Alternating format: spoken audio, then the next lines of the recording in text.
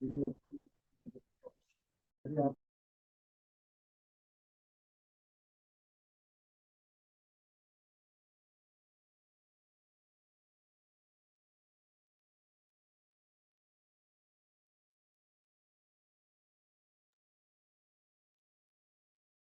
afternoon, everyone. Good afternoon, ma'am. Yeah, so we'll Good be, afternoon, ma'am. Ma'am, I'm audible? yes, Am I audible, Payal madam? yes. Yes, Okay. ma'am. Yes. Payal madam is also audible. Okay, great. So we'll be starting shortly. Vinita ma'am, I would request you to ask speaker ma'am to join in the Yeah.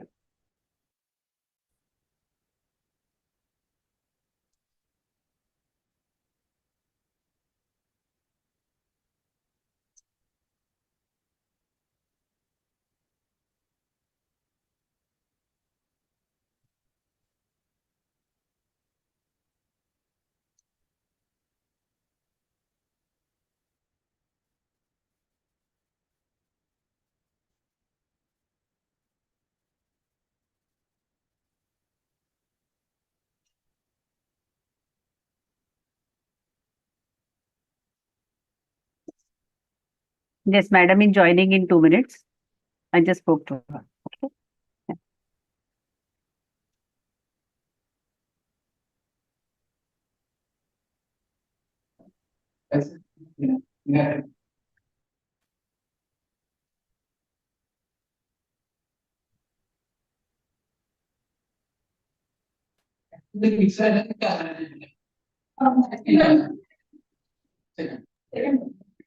Sanket sir,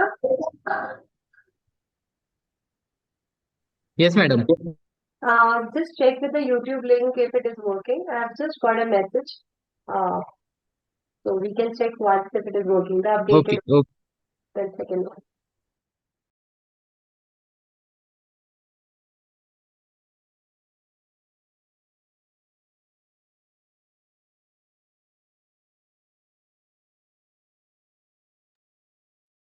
And Sanket sir, also the others videos. We have already taken care of that. They should be off.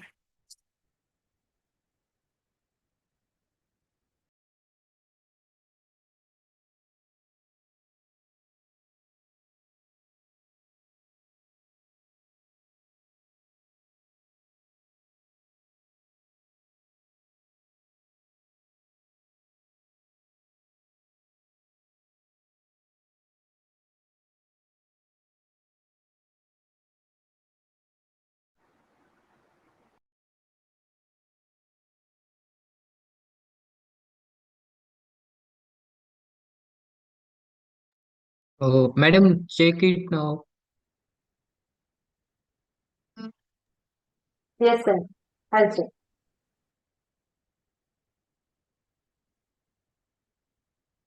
It's working, sir. Okay. Yeah.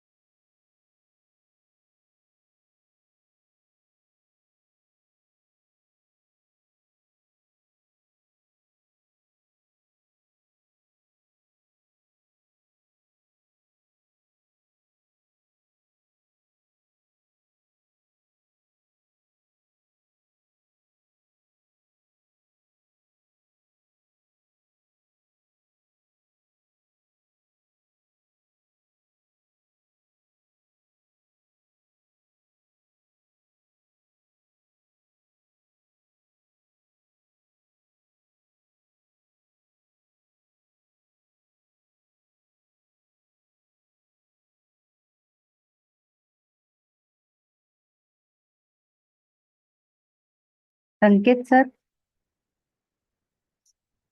Hello, संकेत sir.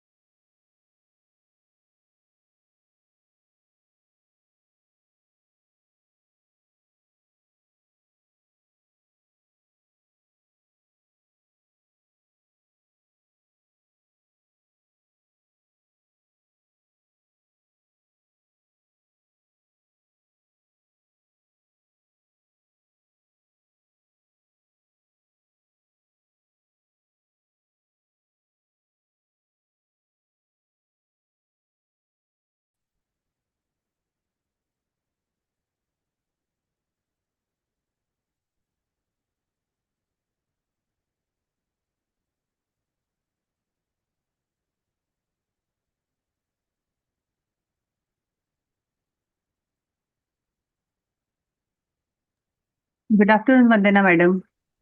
Good afternoon. Am I audible? Yes, ma'am. Yes. Good afternoon, ma'am. Good afternoon, everyone. We are just waiting for speaker and Rakesh Sumani sir. Give us 2 minutes, ma'am. No issues. The same thing actually, speaker madam is also not able to join because already other participants have joined. So Sanket sir is trying for that.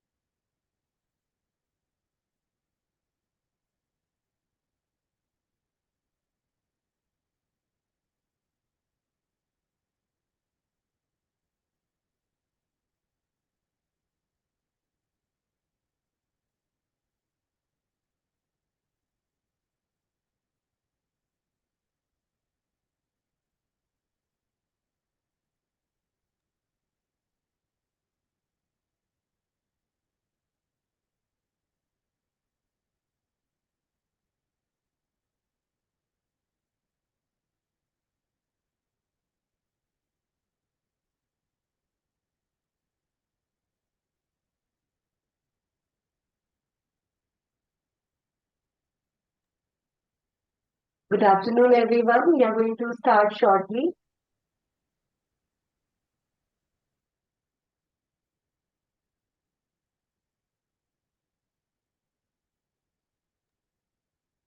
Welcome, Basmati ma'am.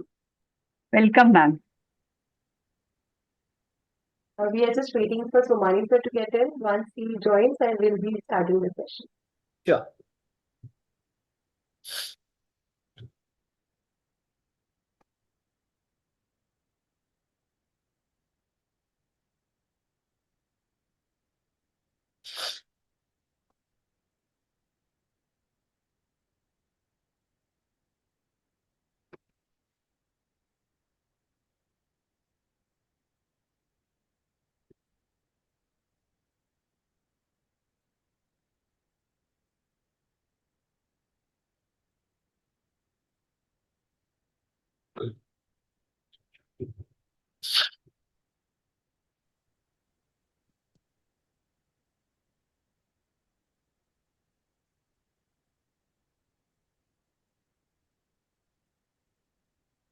I think Somani sir will take some time.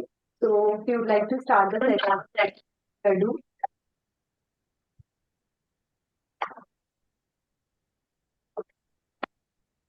Distinguished guest of honor, Dr. Vandana Patravale, ma'am. Our esteemed speaker, Dr. Vasumati Sri Ganesh. APTI President, Dr. Milind Umekar. APTI Maharashtra President, Dr. Rakesh Somani.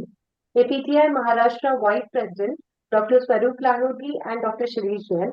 All invited members of APTI National and State Authority, respected colleagues, and enthusiastic participants. Good afternoon. I am Dr. Payal Dande. On behalf of the APTI Maharashtra State Women Forum and Capacity Building Forum, I extend a warm welcome to each one of you to inaugurate this workshop series on empowering academic research, a workshop on referencing and research writing, which is starting from today, that is November 16, 2024. We have 3 more sessions on coming consecutive Saturday.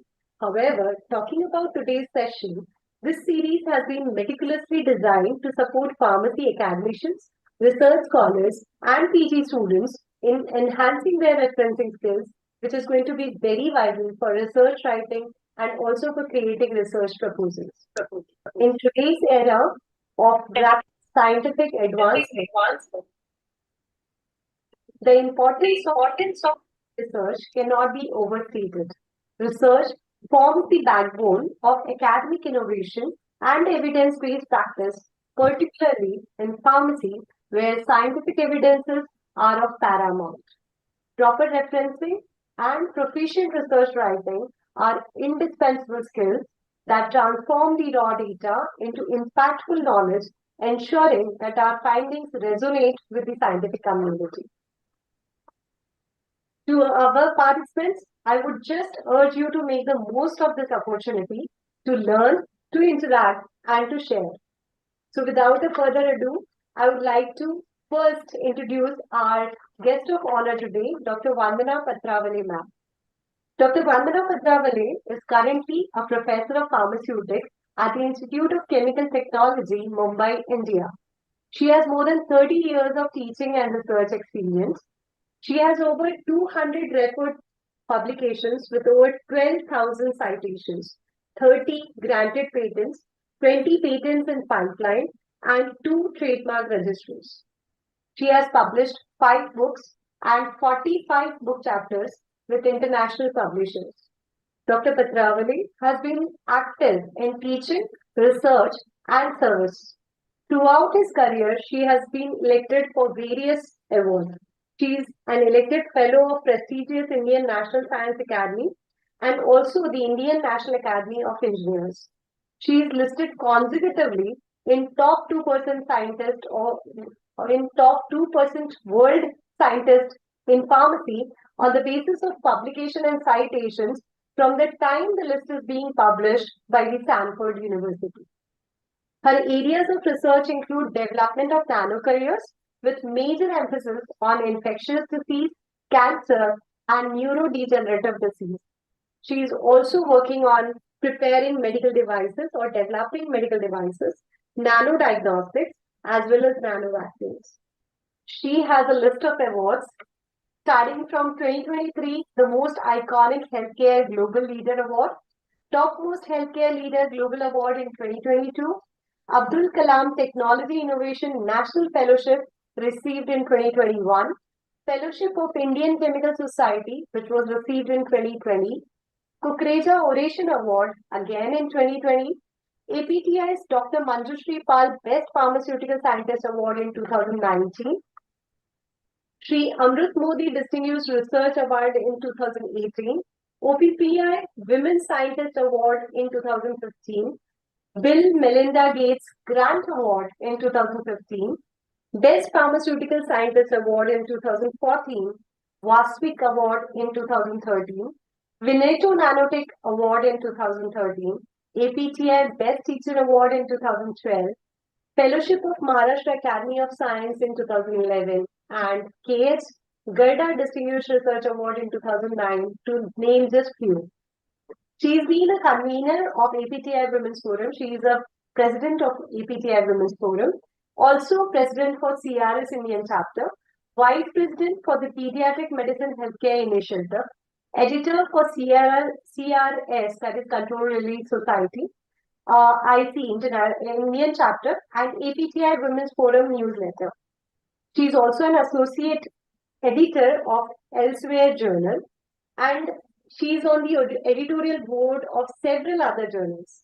She is actively collaborating with the researchers as well as industries within country and abroad, and has completed various projects like Indo-Swiss project, Indo-Japan project, Indo-Ireland project, as well as Indo-UK project.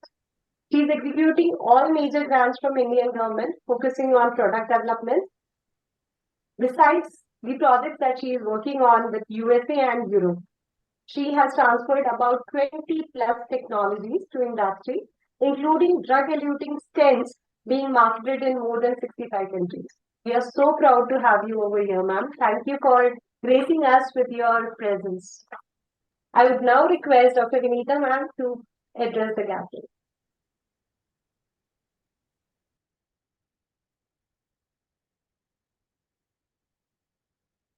Madam, you are mute. Vinita madam, you are mute.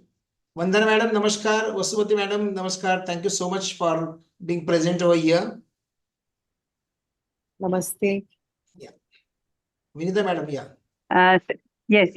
Since APTI Maharashtra State President Dr. Rakesh Sobani has joined, sir, we will like to hear something from you first, and then we will start with the session. Yes, thank you. And extremely sorry, I was trying to join this meeting, but there was some technical glitch since last 10-15 minutes. I think they were not allowing. It was a women's forum activity, so they were not allowing me. Probably, Anyway, so let me, on behalf of the Maharashtra State APTI, I thank our mentor of the Women's Cell, Dr. Vandana Patrawale Madam, as well as today's speaker, Dr. Vasumati Sri Ganesh Madam, for accepting our invitation and being present on this platform. Maharashtra State APTI has been organizing lots of activities past 2 years under various umbrellas, under various verticals. Our APTI Women Forum was also trying to gain that speed. Now, under the able leadership of Dr. Payal Dande, who has taken charge of the convener of the APTI Women Forum Maharashtra State, as well as under the capacity building forum of Maharashtra State APTI, Dr. Vinita Khanvilkar, well supported by Dr. Lovina Jain. These three, stalwarts of women forum of APTI Maharashtra have now decided to take up lots of activities for the faculty members, and I appreciate all of them for this initiative. And they are rightly being guided by our Vandana Madam. She herself is one of the well-known researchers internationally. So thank you once again, Madam, for your presence over here. And on behalf of the entire team of APTI-MS, I can see my Vice President, Dr. Swarup Lahoti, into this meeting, as well as some of my EC members. Our EC members are also present over in this meeting. So team APTI-MS is doing lots of activities, and apart from this faculty development program, we are also doing the trainer program. Along with that, there are certain activities which are going to boost certain skills of the faculty members in days to come. Without further ado, I thank APTI Women Forum for giving me this opportunity to speak here. And I extend my best wishes to all of you for the successful outcome of this MTP. Thank you. Thank you, sir. I now request Vandana ma'am to kindly address the gathering. Thank you. And first, let me clarify that women are all inclusive, and you can see presence of many other men in this forum. So thanks, Payal, for introducing me. Let me compliment actually Women's Forum and Capacity Building Forum of APTI-MS for taking lead, organizing this online FDP where series of such lectures will be organized. I'm really happy that it is open not only to faculty, and our request, it was also made open to research students who are actually our backbone. And on behalf of APTI and APTI Women Forum as a whole, it is really my privilege to welcome you all here and welcome our first speaker also for this particular FDP. Dear friends, we know India is really grappling with severe educational crisis, I would say, in higher education specifically. Despite we have taken pride in its science and technology workforce, we have boasted that we are having achievements in many sectors, maybe in energy, maybe in space, vaccine development, but this tide is turning. Our neighboring country, China, you'll be surprised, it not only outspaces India, but also surpasses US as well as Europe in key sectors, and especially in crucial metrics, including scientific paper publications. A nation's strength in science and technology really depends on robustness of higher education, as well as the infrastructure, its capacity to generate the top tier research. And this output is being gauged through various metrics. Now, these metrics could be publication, patents, maybe certain prestigious awards, including Nobel Prizes, many of the industry technology transfers, not only that, societal contributions also. But if you look at Nature's annual ranking of research leaders, which focuses on research publications as a primary criteria and evaluates roughly around 500 institutions all through the world, you would be surprised that India holds 9th position. At one side, it is commendable feat, but slightly little disturbing also. Because if you look at top 10 scientific institutions globally, 7 of them are from China. Out of 10, 7 from China. Remaining spots are of Harvard's, Max Planck Society.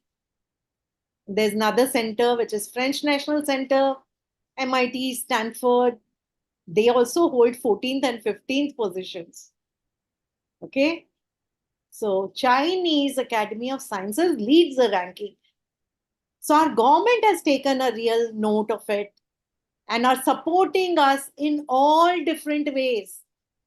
But nonetheless, even in the top 500 research institutions, if you see, Indian universities occupy much lower positions. Indian Institute of Science also is at 174, which is number 1 in NIRF, world over 174. IIT Mumbai, 247. CSIR, 275. Pharmacy, any of the colleges do the rank? Answer is no at the moment. So obviously, there is a growing concern. There's a growing concern. People blame it that there is not enough research funding. But that is not the case. India has been pepping in money. Of course, as compared to the Western world, it's only 0.6% of the GDP, but still, it's quite a bit. We don't have outdated funding mechanisms now. Now all the funding agencies are getting united, under Anusandhan Research Foundation. Research institutions are there, facilities are there, students are there. What is lacking is a mindset. So I hope that, knowing very well that we have moved steadily in the Global Innovation Index from 81st in 2015 to 40th in 2023, and that our Ministry of Science and Technology is putting in money to the tune of 16,000 plus crore of rupees. It is time that we do introspection. Why is it that some people appear in top 2% and others don't even appear and don't even take efforts?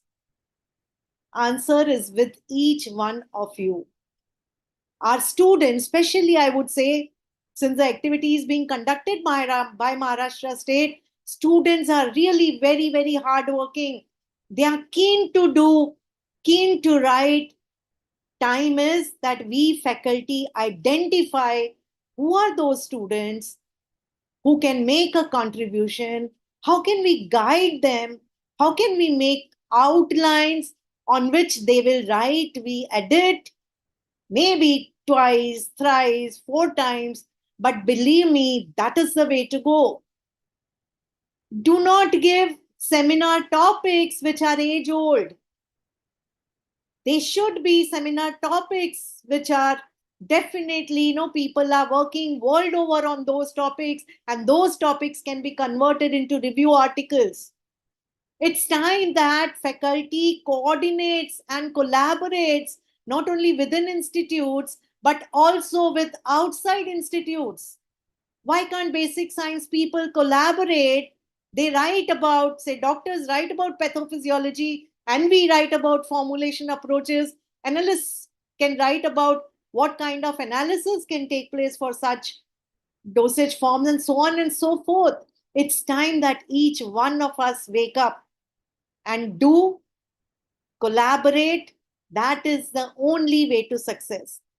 I'm sure today's session is going to give great insights into how to do referencing, and there are many more which will follow to educate you in the right way what should be done, be it for teachers, be it for students. Do pay attention, and wishing APTI Maharashtra State success always, and definitely that will raise the standards of APTI as a whole also. Thank you so much. Thank you, ma'am. That was an eye-opener. So now I request Dr. Vinita ma'am to kindly introduce our guest speaker. Thank you, ma'am. Thank you, Payal ma'am. Respected Vandana madam and respected speaker Vasumati Sri Ganesh madam and the entire APTI Maharashtra state team. Okay. So before now everyone is talking about research, and when we talk about research, which always comes to our mind about writing a research paper. But before starting any research, it is always very, very important to do the reference and first of all the literature search. So any topic, whenever it is given on the Google, immediately there are so many things, and unfortunately students and even the fresh research scholars, they don't understand exactly how the literature search is to be done. So we started with, I mean, we had this idea under the guidance of our president, sir, and we have this idea, and we thought not to go on directly something hi-fi, but some simple topics, starting from the literature search, then referencing, then one by one we will go on adding this, and that is why we are fortunate here to have one, one very great personality in this particular field. It gives me immense pleasure to introduce a remarkable personality, Dr. Vasumati Sri Ganesh, who joins us today as a distinguished resource person for this faculty development program. Sri Ganesh Madam is a visionary in the field of health information and knowledge dissemination with over 3 decades of expertise in library sciences and medical information systems. Sri Ganesh Madam has an impressive academic foundation, holding a master's and bachelor's degree in library and information science. She is the founder and chief executive officer of QMed Knowledge Foundation, an organization dedicated to revolutionizing how medical and health sciences information is accessed and utilized. Through her foundation, she has conducted around 250 workshops and delivered more than 550 lectures, mentoring countless researchers and basically the healthcare professionals on effective literature searching and systematic reviews. Notably, Dr. Sri Ganesh has been honored with several prestigious awards. This year, she was recognized with Dr. S.R. Ranganathan Lifetime Achievement Award for the year 2024, a prestigious honor in her field. She will receive this award at the 5th International Conference, LISACon 2024 at Bhartidasan University in Trichy, a well-deserved recognition of her outstanding contributions to library sciences and health information. Her accolades also include the Evidence into Practice Award at the International Clinical Librarians Conference in 2013. Dr. Sri Ganesh Madam's dedication has made a profound impact on systematic reviews and evidence-based practices, guiding the research teams worldwide. She is also a recognized faculty member with Maharashtra University of Health Sciences and has collaborated with prominent organizations, including the ICMR, that is Indian Council of Medical Research, and the Union. We are incredibly fortunate to have her with us today to share her expertise in structuring, drafting, and basically doing the literature search. So please join me in welcoming Dr. Vasumati Sri Ganesh for the session. So madam, the session is yours now. So welcome and kindly do them. Thank you so much, Dr. Vinita. I think listening to one's introduction, one imagines, am I really as great as that or whatever? But it does very good to one's ego for sure. So thank you so much for that. And let me just share my screen and get started.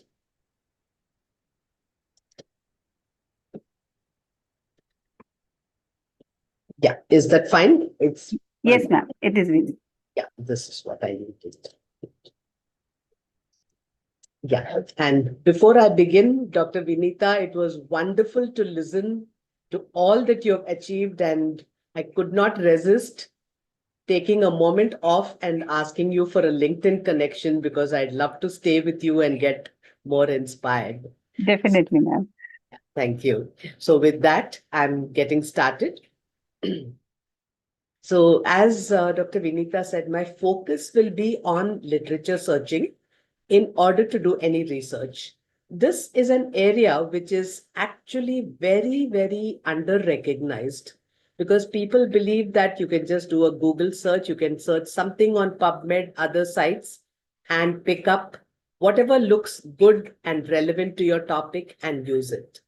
But A poor literature search is really like laying a very poor foundation to the building. And then the actual building is never as strong as it should be. And as Dr. Vinita was speaking, I was really wondering, is that one of many causes? As she rightly said, many people say we never have enough research funding. And she also pointed at how that has actually gone up a lot. And I believe this, among other possible conditions, is one of the reasons for which a lot of our research is not at its peak. And I myself see that when people come to me for doing systematic reviews. When it comes to systematic reviews, the whole review is dependent on the search that is done. Because if the search misses any study, the evidence generated is not necessarily the right evidence. So the importance that has to be given to literature searching has to be escalated very high. And that's one of the areas of my work where I'm trying to get the ICMR and the National Medical Commission and later on other councils to recognize this and see that this is taught right from the undergraduate curriculum so that the foundations of research are made phenomenally strong. So with that, I'll get started. So Dr. Vinita had just made all these introductions, and except that the numbers have gone up in the meanwhile, I've done more than 570 lectures. I think today's is the 571st lecture that I'm doing, 270 plus workshops. And in addition, yes, she spoke of the International Award and the Lifetime Achievement Award. Last year, we got a grant from Pfizer to do our workshops and offer our e-learning courses to 10 AIMS institutions. And I managed to utilize the funds well enough along with the help of my team so that we had surplus, and I'm continuing it with a handful of more institutions. So the Lifetime Achievement Award, I'd just love to share a moment with you. This was given to me on 17th October, and it definitely felt good for all the enormous work that has gone in. Right. The foundation, QMed Knowledge Foundation, is a not-for-profit trust registered with the Charity Commissioner. It was established in December 2007. We have a very big goal. We are a very small team, but with a huge goal. We want to create a generation of top-class, research-savvy professionals to ensure availability of evidence-based healthcare all over India. So it's miles to go before I sleep, but that's where we are. So let's get to the actual topic. When we search literature, it could be for academics, research, or for practice and policy making, very importantly. Any of these situations, our levels of needs could be general to specific. What is happening is most of us manage the general very well, the slightly more specific reasonably, but there it stops. I'll just tell you what I mean. So our general query could be something like what are antimalarials? A more specific query could be what are adverse drugs? Adverse effects. Even there, we might end up missing something with a poor search. But when we have to either treat a patient with which is more effective, artesunate or quinine, or higher up, if a policy has to come for this, that's when the literature search has to be so exhaustive. What are the sources that are available? Now, this is a very foundational learning need. This is an additional need, but this is an action need, either for patient care or for policy making. What are the resources that are available? For the first, it's very simple. We've used all these all our lives, so I'm not going to talk any more about these. Let's go to the second. Everyone's familiar with journals. Increasingly, we need to be familiar with a lot of gray literature as well. In your kind of things, clinical trial registries are something that one has to gain more expertise in identifying trials that are being done and staying up to date with them. Results of research, which means analysis and synthesis of any research done in all these areas, evidence comes from publications called systematic reviews. And from here, you get publications, information resources for practice, which are guidelines and summaries. Let me dwell a moment on systematic reviews. If one has to do a systematic review on drug A versus drug B, we just saw artesunate versus quinine for severe malaria, then the main thing is to ensure that not one single randomized controlled trial comparing the two is missed, which means searching different databases, searching the gray literature and more, and searching it with every possible way every term is known, searching it with the right combinations. There are so many details. Unfortunately, very often I see that the searches done are very, very superficial and shallow. And as I mentioned earlier, just take it, if there are 7 studies available today, or say 15 studies available, you miss 1 or 2, and God forbid if they are the highly well done research papers, you're missing the data in those. And when you compile the rest, you're missing the evidence that could come from that. If that evidence is poor, the guideline and summaries that are generated are not necessarily the best. That's why the importance of good literature searching, actually at every level, but definitely when you want to create evidence. Let's go to research resources. The types 2 and 3, which I just mentioned, they have a hierarchy. There is something called the evidence pyramid. Very recently, I learned about a newer evidence pyramid. I'm sorry, I haven't been able to update the slide with that, but this is still pretty much accepted. If I divide this into 3 categories, right at the bottom is where evidence is certainly not there, but the thoughts for generating the need for evidence is something starts here. Animal research, in vitro, and ideas, etc. From this, people start doing primary studies on patients, all these kinds. As you go higher and higher, the evidence is stronger. And then right on top, we have the systematic reviews and meta-analysis, which are mostly done on RCTs, sometimes on including cohort studies and more. So evidence comes right at the top. When you do a literature search, you can restrict your studies to any one of these. Again, when most of you must be using PubMed and are familiar with the filters on the left side, but the filters alone are not enough if you're going to do a very exhaustive search. So this is where the science of searching in a better and structured way becomes more important. From systematic reviews emerge, as I mentioned earlier, guidelines and summaries. And it's important to note that narrative reviews and expert reviews are not sources of evidence, but they are sources for higher learning. Many times people confuse all these. Right. Now, the type 3 results, that is systematic reviews, guidelines, summaries, they may be published in journals, especially systematic reviews and guidelines. They may be in specific web-based databases like Cochrane Library has a Cochrane database of systematic reviews, NICE guidelines, ECRI guidelines. Summaries are there in UpToDate, Dynamed, and one section of Clinical Key. So these are specific databases. So which resource would one go to? That depends on your information need. Among all this, where is your information need? You'll have to decide which kind of resource you go to.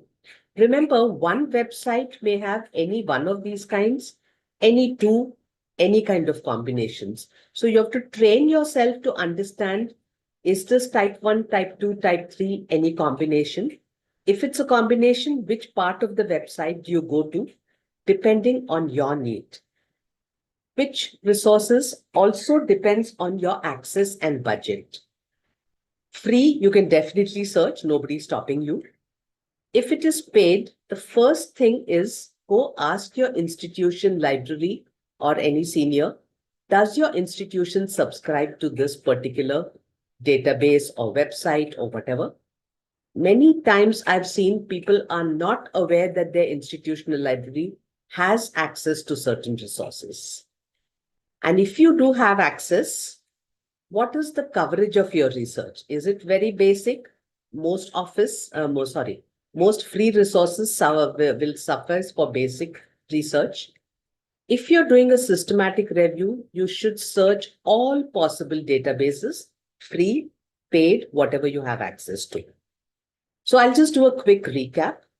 We talked about basic learning resources, additional and advanced, resources for decision making, evidence, policy. Which resource depends on your need, level of need, your access, and your research coverage. Right? So I'll just take a few minutes if anybody has any questions on this.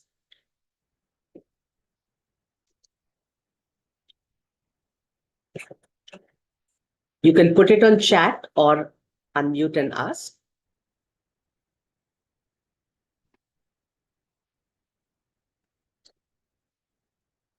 Yeah.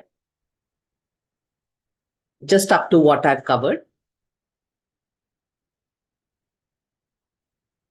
And of course, you can always note down and ask me later as well. But up till now, if there's something.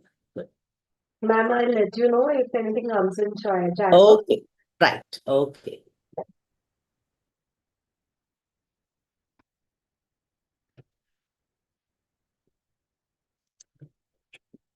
Right. I presume there's nothing, so I'll move on with that. Let's go to the actual searching. We familiarized ourselves with a variety of information resources. First, let us understand search engines. Google and PubMed, what is the difference? Google is a search engine. It searches across lots and lots of internet websites. PubMed has a search engine. PubMed is not a search engine. It is first a database. And the search engine of PubMed searches only that database. When we speak about searching, and especially when you teach students, these things you've got to make it very clear.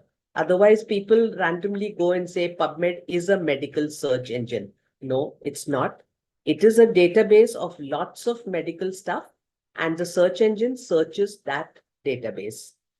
Google Scholar is a academic search engine because it doesn't search only science, it searches arts and other disciplines, but it searches only scholarly material. So these things we need to have it clear. So that's what I said. And the order of events, if I can take, in Google, the website first comes on the internet. Google spreads its nets and searches more and more websites per day. Right? It does not search the database content inside websites. PubMed, it does not get into PubMed and run a search. Sometimes you may see a PubMed result when you do a Google search, but that does not come from PubMed. That comes from that result which is embedded in some other website. Because there it's just part of a web page, it gets it out there. Many people imagine that running a Google search means PubMed is automatically searched. No, that doesn't happen. PubMed, every item has to be added into PubMed for the search engine to search and retrieve it. Let me explain that for a minute. So let me take a common medical journal, JAPI, Journal of Association of Physicians of India. The editor would be most interested in seeing that it comes on PubMed first, will send the contents of the latest issues to the NLM for inclusion. The website itself may get updated a little later. In such a case, it might appear in PubMed first and then only on the website. It could happen the other way around also. It could be online on the site first, and then it gets into PubMed. PubMed will retrieve results from the latest issue only after it adds the events. It will go search the JAPI website and get it out. So these kinds of understandings we have to be very clear about. And additions of journals to PubMed are based on several criteria. They have a set of criteria on which they will include a journal. And then once it is done, every issue has to be sent. And then the search engine will search within its content. Two fundamentals of searching. This is applicable across. First fundamental is the computer's brain and the human brain work differently. What do I mean by this? When we search, we think or we hope that whatever terms we put in, results must be about it, and we should instantly get a lot of literature which is exactly what we need.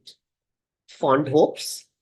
The computer thinks if it could speak, it would say, when I fetch results, every result should contain whatever somebody put in for searching. It is programmed to identify those characters. You put ASTHMA, it looks for ASTHMA. That's it. It doesn't care beyond that. What do I mean by that? If I search asthma and COPD patients, while I'll get articles like this and I expect all of them to be relevant like this, I would also get something like this, which the computer thinks is highly relevant.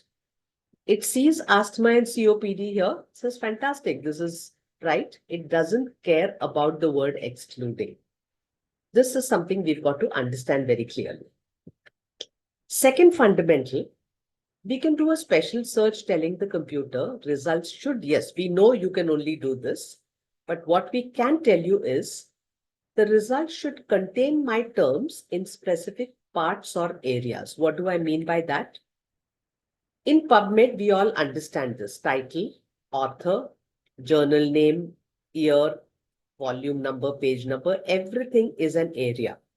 So I can tell the computer while searching that we want our word, phrase, number, whatever we are searching to be in one of these areas or more than one. How do we do that? We specify by tagging our search terms. In PubMed, if I type asthma and in square brackets, I put TI, whatever is in square brackets is a tag I'm adding. What's that tag? I'm saying I want the word asthma coming in the title of all my results. I could type the word white, tag with AU, which is author. So I will get something like this. Asthma is here, white is here. So this way I can specify in which area my keyword should be. So I've just put a recap of these two. Computer will only give us results containing. And if we say where it should contain, it will give you accordingly. So these two fundamentals are part of 4 principles, which we are going to learn next. 4 principles. Again, I take the context of PubMed. Before we actually go and learn the principles, let us know that every resource we search, we should really know it well. We should at least know the basics, and the more we know about it, the better it is. So let me take the example of old print telephone directories which were there. I think majority of this group would have at least seen it in their childhood days. We grew up on it, where every city had a print directory. You had to know the surname of the person. You would get the address and the phone number. We knew very well that if we are sitting in Mumbai, we can't search for a Chennai number in that. That's a very fundamental thing about knowing your resource. Let's learn about PubMed. What exactly is PubMed? PubMed is an index to articles published in around 5,000 plus journals. The PubMed database or website does not contain any full text articles. It contains only what are called bibliographic details plus abstract where available. So this is a sample PubMed record. Let me take one moment to explain this better. It might be very familiar to all of you, but you could use this to explain it to younger students. In a textbook, the index is something that's located at the end. You look up a word, it will tell you on which page or more than one pages that word will appear. In PubMed, if it gives you only a page number, it can't make sense because we are not searching one book. So it gives you all these details about the article, title, author, all the journal details. So then you know that if you click this, you can read an abstract if there's an abstract. And in this case, it says free article. That means there will be a link to the free article as well. Right. So first principle is word or keyword search. On any website you do a word or keyword search, the result will contain the term anywhere in that result area. As far as PubMed goes, anywhere means in the bibliographic details or abstract. If I search the word asthma or the word antacids or anything like that, it is going to only search these details in PubMed. It will not go to the full text and do the search because the full text is not inside the PubMed website. Google Scholar will search the full text as well. PubMed Central will search the full text as well. So advantage, if you're searching for a rare disease, Google Scholar or PubMed Central is better because it will also search the full text. If you're searching hypertension or diabetes, PubMed is better because if it searches the full text and somebody says the patient had hypertension 30 years ago, you're not going to need that article. That may be a outlier. Right. So that was the first principle. The second one is how you can do a descriptive tag search so that the results contain our term in a description area. What do I mean by description area? Let's take a sample PubMed record. Here, the title says cause or consequence. There's no abstract. So even if you click the title, you're not going to know anything more about it. The only clue we have is European Respiratory Journal, which will make us think it is something about asthma, bronchitis, pneumonia, anything. But remember, a journal could also have non-research or non-subject areas. This could be something about the need for teaching communication skills to medical students. The title would be a fancy one, cause or consequence. So then it has nothing to do with what we want. So how do we understand what this article is about? If you click the title, you just see it like this. There's no abstract here. But on the right side of the screen, you have something called mesh terms. That is the description area. If you click it, then this is what you will see. You're taken further below. For the slides, I brought it here. This article is about asthma.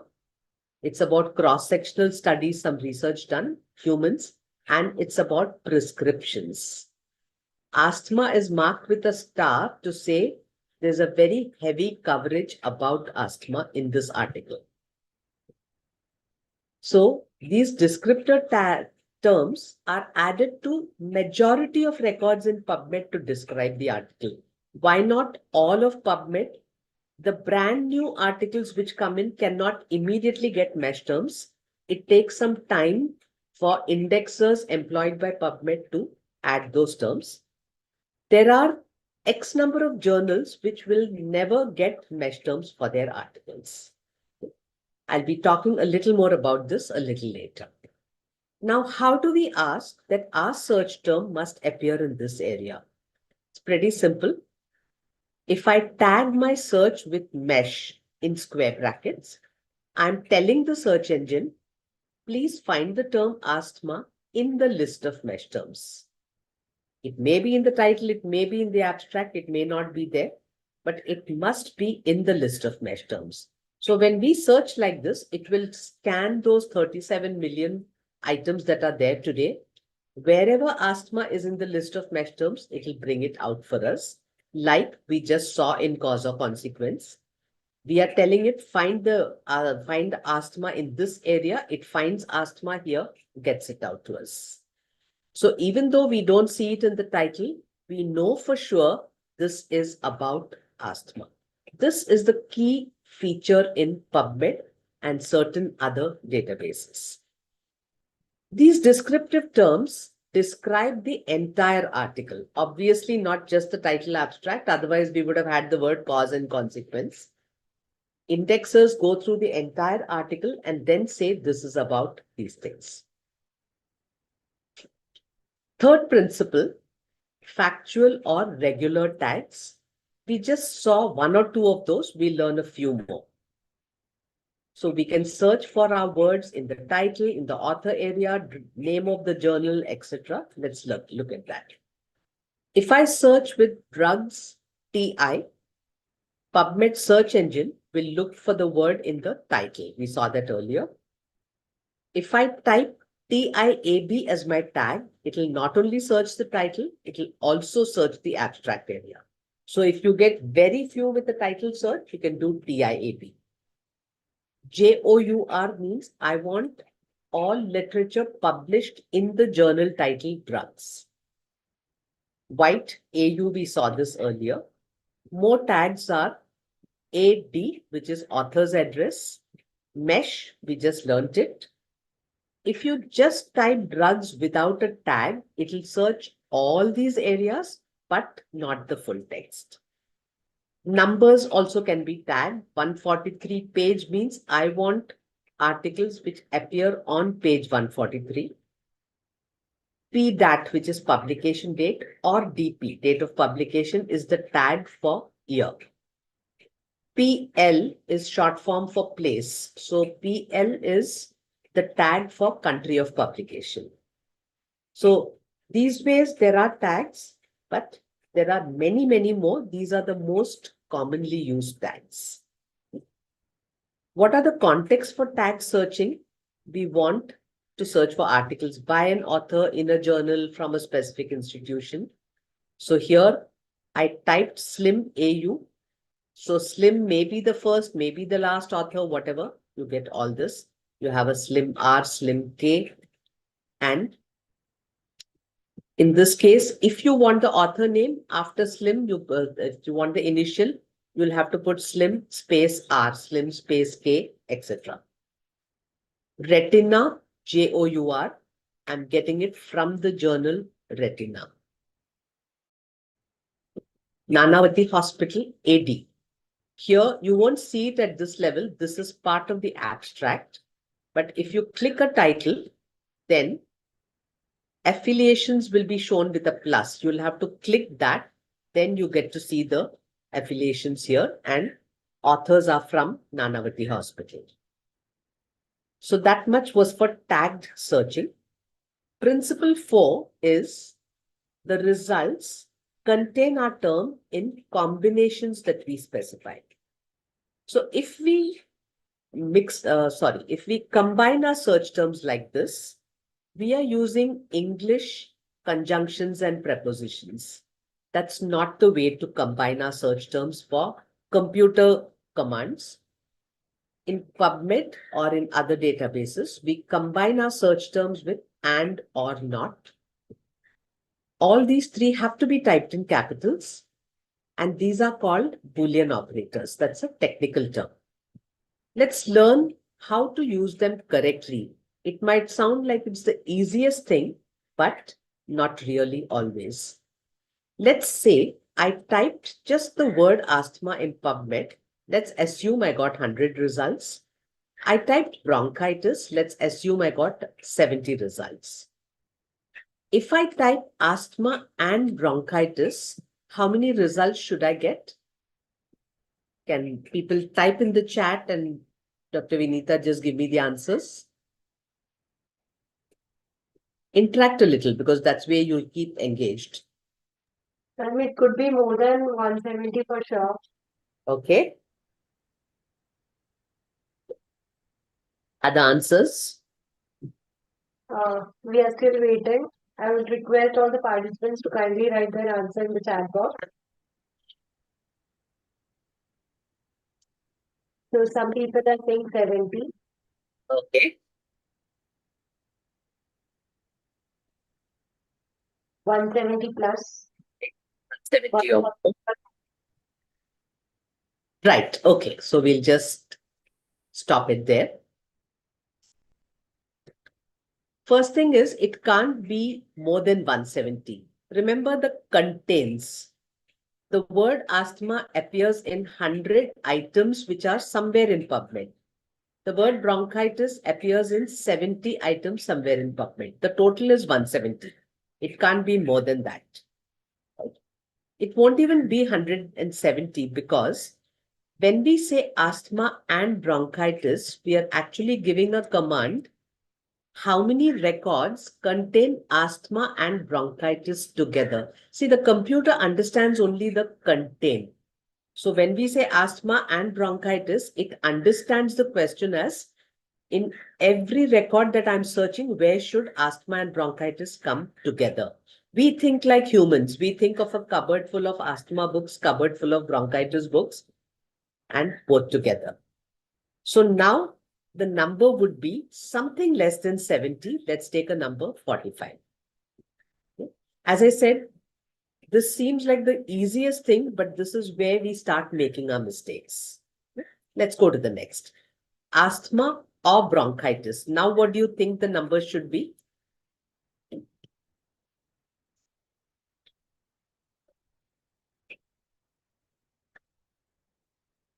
Asthma or bronchitis? Can it be now or more than 170? Okay. Others? 170. You know, there's no negative grading, so please. 170 because we have said or. Sorry. Yes, go ahead. You're on track. I'll give you a clue. You have to use the number 45 also, not only the 170. You Okay. can even use a formula. So can it be asthma ka 100 plus asthma and bronchitis ka 45 as well? Think a little more. Okay. The question that the computer understands is how many records contain at least one term? Asthma alone, bronchitis alone, or both together?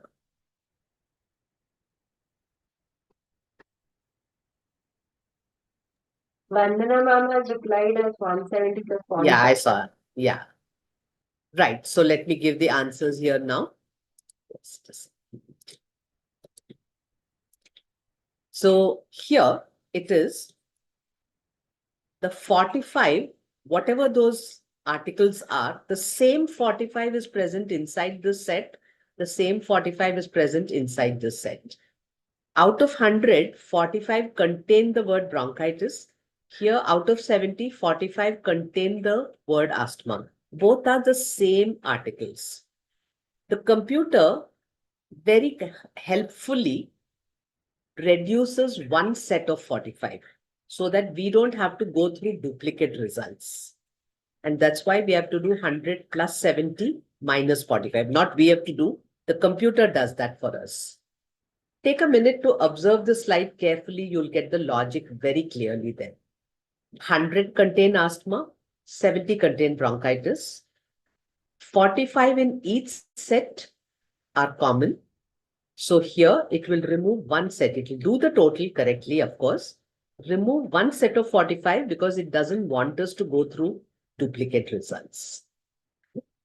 Now the last one would be easier. Asthma, not bronchitis. The question is how many contain asthma but not bronchitis. That means 100 minus 45, 55. It's not 100 minus 70. So is this clear to everybody? That's very important because unless we are clear here, yes, that was 55. That's right. Yeah. This is something we have to really, I usually in my workshops, I tell people, you know, bachpan mein we were told 2 ones are 2, 2 twos are 4 every day. Even if you're woken up in a rush in your sleep, you should be able to say it. That way you should have this fundamentals very, very clear. Right. Let's summarize this. When you combine 2 or more search terms, we use Boolean operators. If you do and, in English thinking, we think of more. But here, every result item will contain every search term, so it will be less results. asthma and bronchitis and pneumonia, the more ands you do, your result will be less and less. The more ors you do, results will be more and more. Not conforms to our human logic, it means less. Okay. So I'll just recap the 4 principles that we went through. Search methods, plain word search. I don't know why all that is happening. Results contain our terms anywhere in the bibliographic record. Mesh search. The results will contain our search terms in the list of mesh terms. Any other fields that we do, AUTI, etc., it will contain our search terms in the fields we specify. Searching with Boolean operators and or not, it will contain the results in the combinations we specify. We better specify it very carefully. So these are really the ABCs, and I'm sure you'll all agree, if this is taught in the bachelor's degree level, people will start doing better searches right here. Then we'll go ahead further. So at this point, again, any more questions? Any doubts? Anything you didn't understand? It will be good to clarify it here.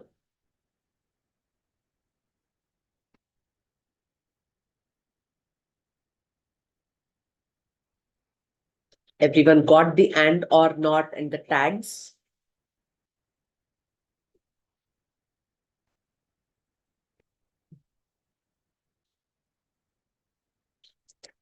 Okay, if there are no questions, I'll go further. Next, we learn about something else called truncation or wildcards. These are again technical terms. The symbol star can be used in databases like PubMed. Now, you remember when I showed the list of mesh terms, there was a star. That is completely different. We have only searched the term there. In the list, we see a star means, it means the article is majorly focused there. Leave that out now. Now we are into searching using the character star. If I type in my search box asthma with the word star, whatever I tag it with, it will retrieve asthma, the plural form asthmas, asthmatic, asthmatics, asthmaticus, any other variations. Even if somebody's typed asthma, bronchitis without a space, it will retrieve that as well. It will get all that. Sometimes for our searches, we need to do something like this. Like you want paralysis, paralyzed, paralyzing, all that. PARAL star is enough. You're getting all those variations. In PubMed, there's only one truncation option, which is star. You can use star only at the end. In some databases, you can put it at the beginning. So if you put star diabetic, you'll get diabetic, pre-diabetic, that kind of thing. PubMed, you have only at the end. Other databases, as I have said, use other things like hashtag, question mark, dollar. So when you search any database, you should really spend a little time with the help files and understand all this so that you don't waste time doing wrong truncations and other things. So for example, in some databases, if you type WOM hashtag star, you'll get woman or women. And all this is very, very helpful. So check the help files, as I said. One more thing about truncation is you only use it for spelling variations inside a word. You don't have to type gastric star for searching other variations. So this will retrieve all these differences. It is not for retrieving different words after gastric. You want gastric cancer, gastric ischemia, etc. You do not have to put a star. If you're typing the word gastric, whatever comes after it before it is automatic. Star is needed only for letters that follow the star. Because this is a common mistake I see. After I teach, people start using it. I wanted all these words that are there. So that will automatically come. Aapko kuch nahi karna hai for that. There's a new additional Boolean operator, which I'll come to. Sorry, this is in other databases. Near means two words near each other. Example, symptom near headache. So those two words will be near each other.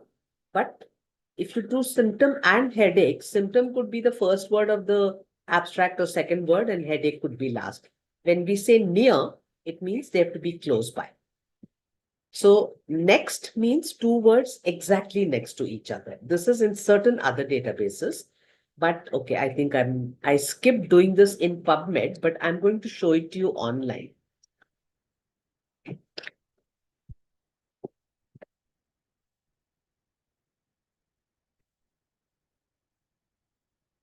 This has been very recently introduced, about less than a year back.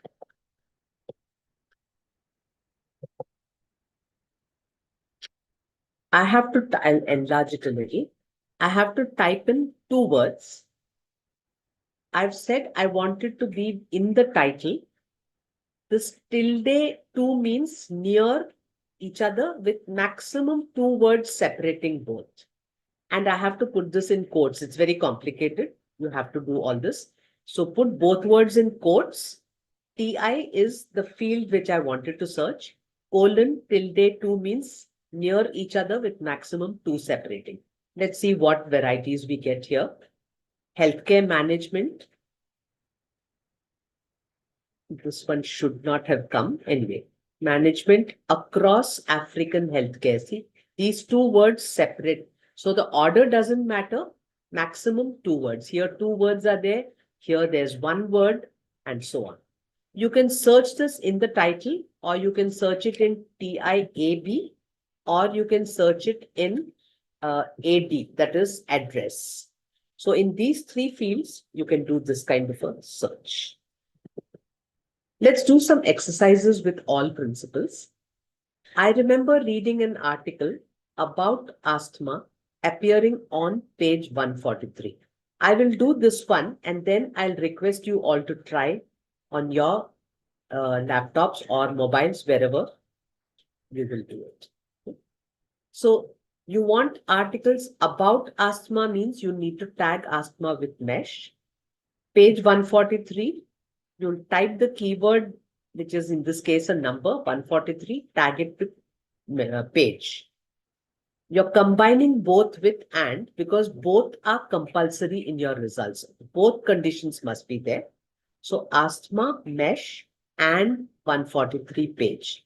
Every result you get, asthma should be in the list of mesh terms, 143 should be in the page number.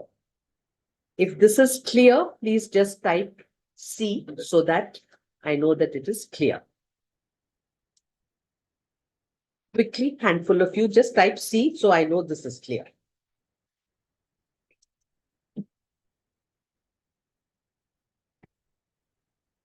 Yeah, that's nice. Okay, great.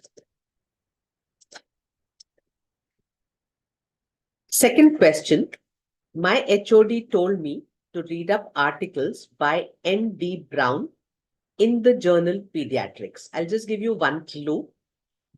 The author has to be typed as Brown space ND. So now type in what you would type in the PubMed search box to do the search.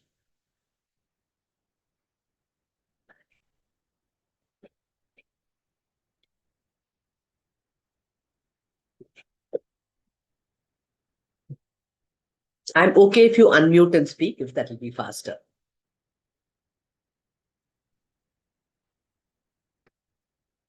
Okay, what will you tag Brown ND with? Author. Right. AU. Okay. And then what's the Boolean operator you would use? And And next, what will you type in? Pediatrics Journal, JU within. AOUR. Excellent. Right. So what we would be typing in the search box is Brown ND, AU, and Pediatrics JOUR.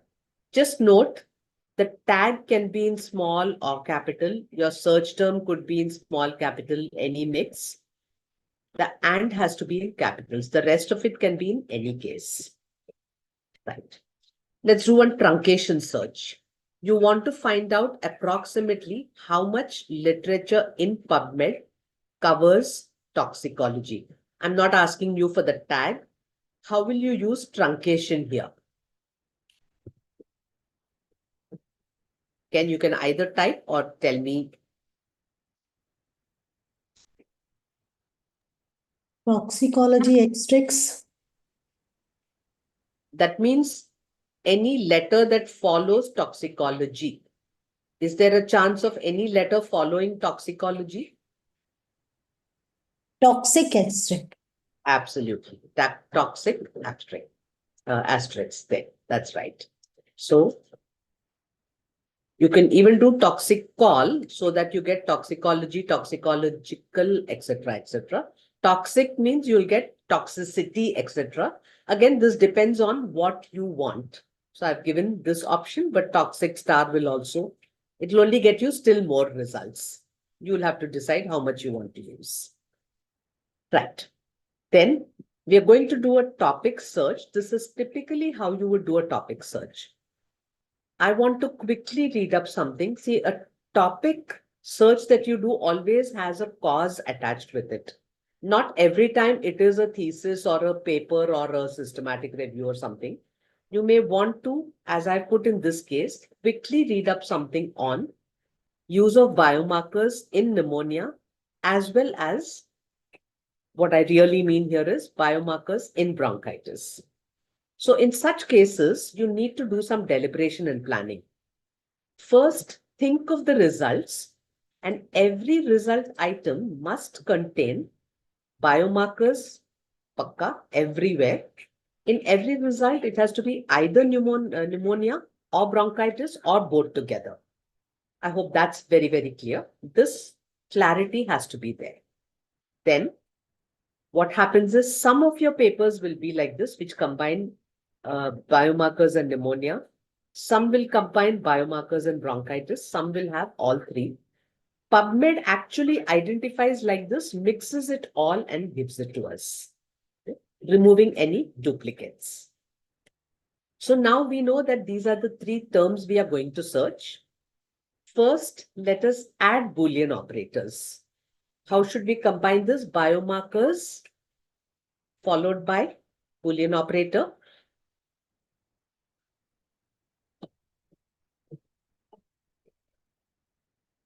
Come on, there's no negative marking. Just speak out or type.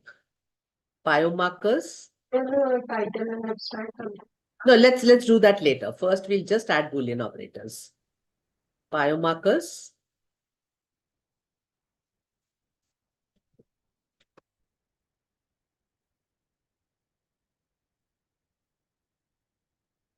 And or not. What do we put between biomarkers after biomarkers?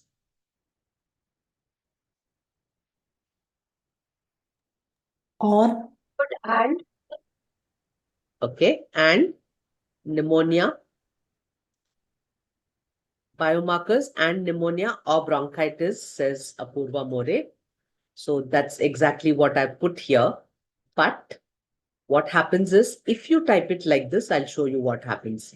We need to actually put it in the correct order, because if you type it in this order, PubMed searches from left to right. It will first find every item that has biomarkers and pneumonia. It makes a subset of the entire PubMed. Then it sees or bronchitis. It will pull out every item that has bronchitis, whether it has anything to do with biomarkers, pneumonia or not. So we'll get lakhs of results. Now, how shall we change this order? Simply shuffle the order. Yes, Dr. Payal, you're right. Pneumonia or bronchitis and biomarkers. Now what it understands is, first, it'll identify every item in that 37 million, which has either pneumonia or bronchitis or both together. Inside that set, it will identify wherever the word biomarkers is and get us only that result. So do you understand why it's so important to have this and, or, and all that very correct? If we mess up in this, our results are all messed up. Great. So we've got the order right.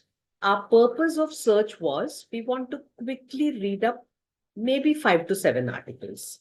What is the easiest tag that will get us this?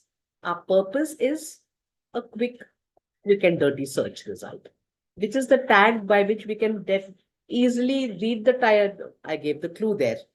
Read the title and say, this is what we want. So we can tag it with TI first. Because our purpose is not full research, just we want to read a few. Seeing the title, we know whether we want it or not. Because if they say children and we don't want children, we leave that and so on. Next, if we got too few results, you can try TIAB so that you read the abstracts. Then you decide you want to do research on this, then you can use MESH. Even if you get the cause or consequence kind of article, you know it is about what you've asked for. Because you know you've chosen the right Boolean operators, done everything, you're guaranteed it will be about biomarkers with either pneumonia or bronchitis or both. So in this slide, what I've shown you is all those tags you have learned, you will use it according to the situation. You don't have to use MESH everywhere. If you want articles about something, you don't use TI or TIAB, you use this way. Right. So again, a quick revision, what we did so far.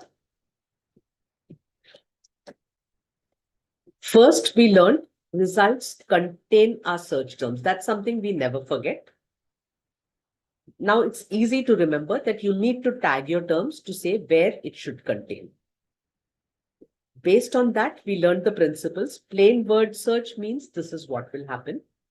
Tags, descriptive tag search means you know that you're asking for it in MESH in PubMed. Similarly, some databases have different such tags. You use that accordingly. Factual tag search is TI, TIAB, etc., things like that. Combination searches is the and or not. And as I also showed you very quickly, the proximity, near operator. Boolean operators have to be in capitals. Tags have to be in square brackets. This much as far as PubMed goes. In different databases, the tags could be in different ways. It could be TI:asthma. The principle is the same, but the command for tagging could be different. That's why I'm emphasizing go through the help files in other databases. Correct. So again, any questions at this point? Anybody, any doubts, any questions?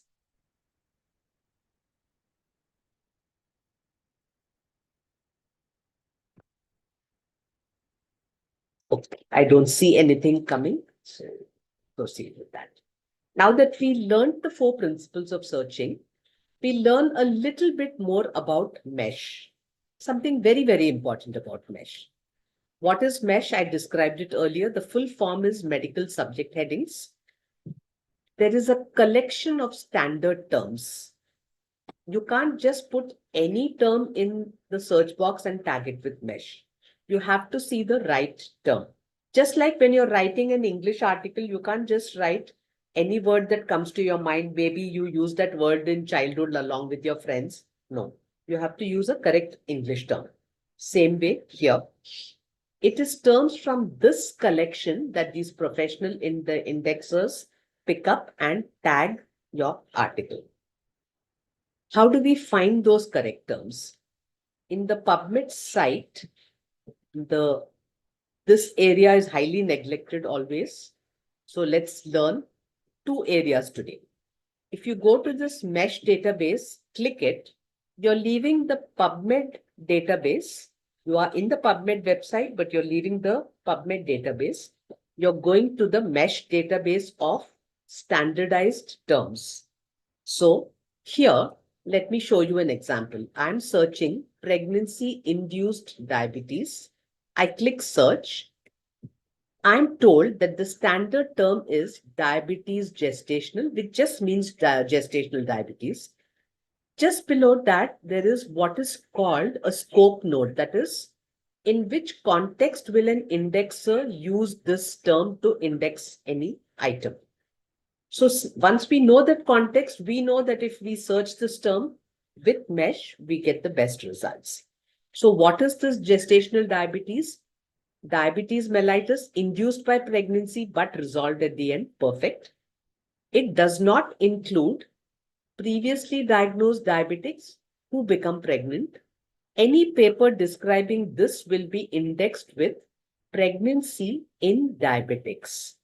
So get the difference, the before after. So when you have to choose a term, see this, make sure you're choosing the best term. For people like me, who I'm a librarian, not a pharmacy specialist or a doctor or a nurse, I may not understand every term. I would come here and check so that I know I'm on the right track. But interestingly, let me share a couple of experiences. Once somebody asked me about doing a literature search on nutritional support. And they told me they wanted things like vitamins, minerals, and all that kind of support to be given. When I searched the mesh database for nutritional support, it was all about tube feeding and things like that. So again, what we think and what the mesh database thinks could be different. Yet another was a search on, I was told it is about pregnancy termination. So I automatically thought it is about aborting the fetus. But it turned out it is about, in their particular context, they wanted to know when to stop the pregnancy, irrespective of the time of pregnancy. So if it was the 8th, 9th month, it was about delivering the baby early and premature in order to save the mother for certain conditions. So that's why it's very important to know your context and check the mesh database, use the right terminology accordingly. Right. So this was pregnancy-induced diabetes. Another example, spectacles, if I searched, the mesh term is eyeglasses.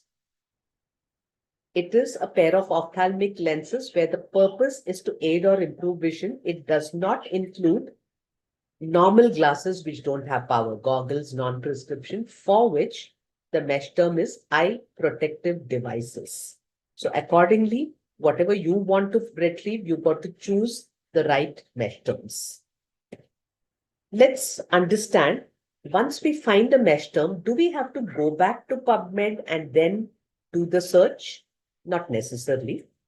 Let me show you an example. I want some literature on ventilator-associated pneumonia. I type it, click search, and on this side, there's a box called the PubMed Search Builder. Here, it's actually the PubMed search box kept here for you to build your search. So I found my mesh term. I simply have to click Add to Search Builder. I don't have to copy this term, go back to PubMed, paste it, tag it with mesh. When I click this, it will automatically put in the term followed by mesh. Now, if I click Search PubMed, I get some 4070 results. Whereas if I had just searched like this, I got double the number. Many of them will be relevant. There'll be lots which are not relevant. Let's do a hands-on. I'd like you all to try this out. Of course, I can't check anything here, but just you'll have to try it on and tell me. Go to the mesh database, type bile reflux, add to search builder and search PubMed. Type bile reflux in the mesh database, you will find it. Then you'll have to do that. Try it and tell me. I'll give a couple of minutes.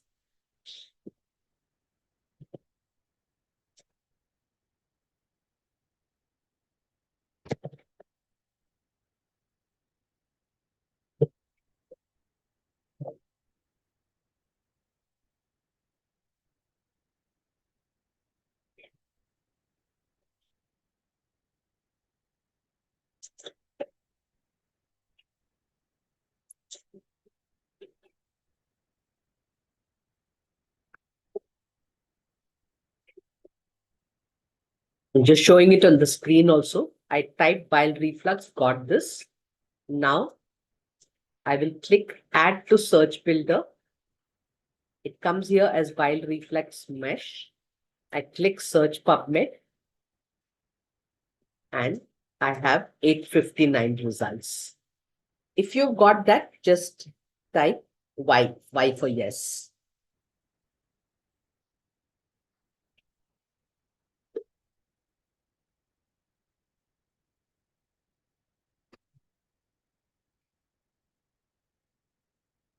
Great. Wonderful. I think 2 people have said that, so I will switch with that. Let me demonstrate how to search 2 terms. I'm taking 2 terms, asthma, bronchitis. I'm typing the first word asthma, clicking search. This time I've got 11 mesh terms that have the word asthma, just asthma, very specific asthmas and more. So I will only select asthma because that's the term I want. Because there are 11, I have to select one. I selected it, add to search builder. It has put in asthma mesh. Now I have to erase asthma and I type bronchitis. Click search. Again, I've got more than one term, broad and specific. I'm selecting bronchitis. I have to decide whether I want to do asthma and bronchitis or bronchitis, not bronchitis. I want articles that describe both together. So I'm retaining the and I'm clicking add to search builder. So it by default puts in asthma mesh and bronchitis mesh. Articles which in the list term will have asthma, in the list of mesh terms will have asthma, also have bronchitis. I click search PubMed, asthma mesh and bronchitis mesh. I got so many. I'll give you a hands-on exercise. I want articles about peptic ulcer and also gastritis. That is, it needs to, what all my results should be about each term separately or both together. Try this out.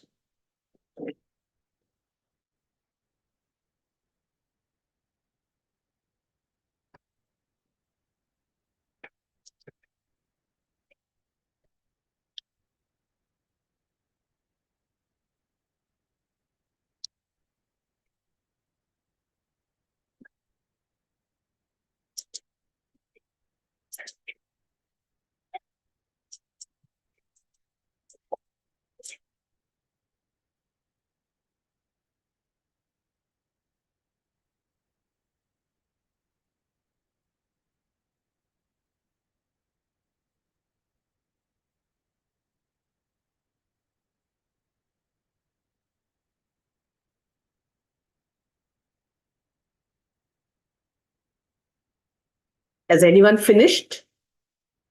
If you have, you can help me. I added peptic ulcer. Now I've got gastritis. What do I do with this?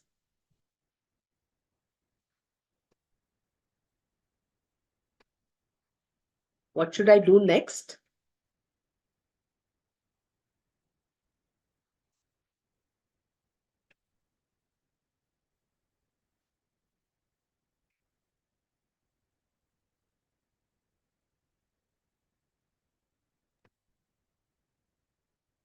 Ma'am, are you talking about the booleans that we should plug? So, Right. like peptic ulcer or gastritis? Wonderful. Exactly. I will choose or, then click add to search builder. See, these steps, you've got to get them right so that you get it. So now in the search builder, we have peptic ulcer mesh or Ma'am, gastritis mesh. Yes. I have a small doubt. Yes, please. Searching on PubMed, how did we go to mesh? In the PubMed homepage, at the bottom right, there's a link to mesh. Okay. Yeah. From there, you come to the mesh database. So in mesh, we've done all this. Now, if I click search PubMed, I've got 98,000 something results. I hope everyone's understood this. I've just shown these simple searches like this.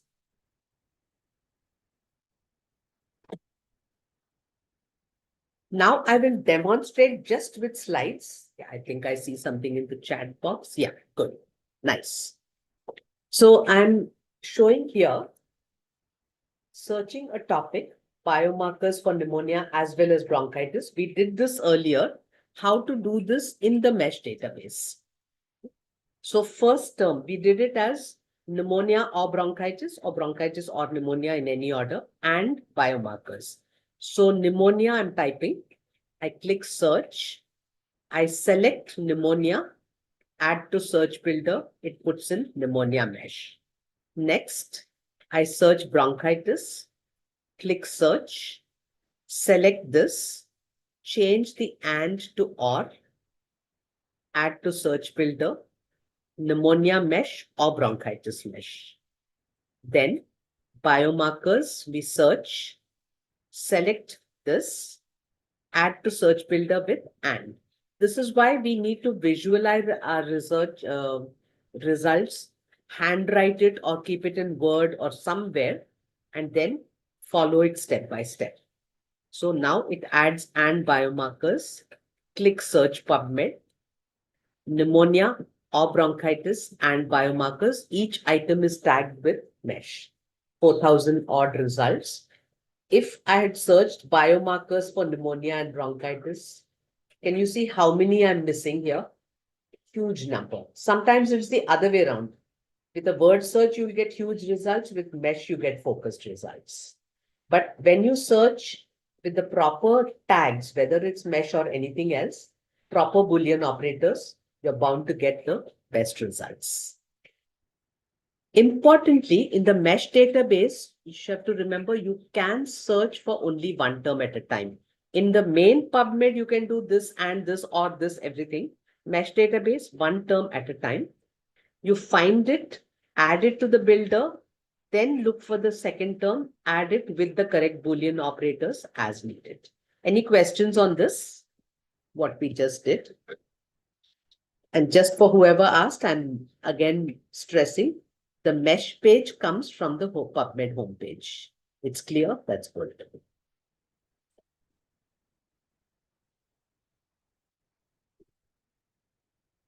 Okay. Sometimes, again, see a question, we have to add newly each word in mesh. Yes, correct. Newly as in you break your search. That's why I'm saying write it down first so that each term you're searching it. The same query that biomarkers and all that. Earlier, we just did it because I asked, we said like this. But we have to make sure each of those is in the mesh database. So when we go there to find it, you have this written down thing. You add it one by one in the correct order with the and or not being correctly done. Yeah, that way. Right. Sometimes we don't